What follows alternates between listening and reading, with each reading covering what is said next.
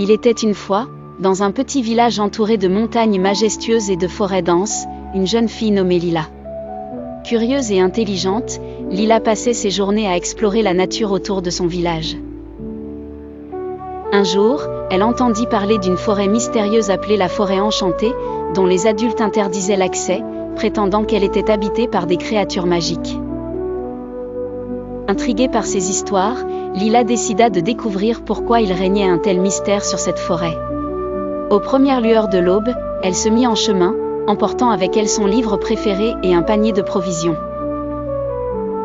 Après une heure de marche, Lila arriva à l'orée de la forêt.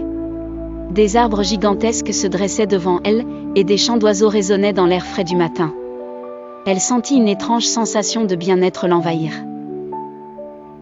Tout en avançant prudemment, Lila découvrit des sentiers cachés et des clairières baignées de lumière dorée. Soudain, elle entendit un bruissement derrière un buisson. Pleine de courage, elle s'approcha lentement et découvrit un lapin blanc, aussi grand qu'un renard. « Qui es-tu » demanda Lila, surprise par la taille de l'animal. « Je suis Albus le lapin » répondit-il avec une voix douce.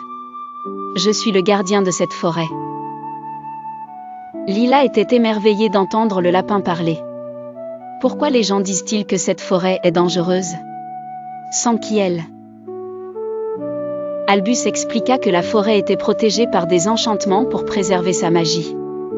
Les légendes sur des créatures dangereuses avaient été inventées pour dissuader ceux qui voudraient détruire leur habitat.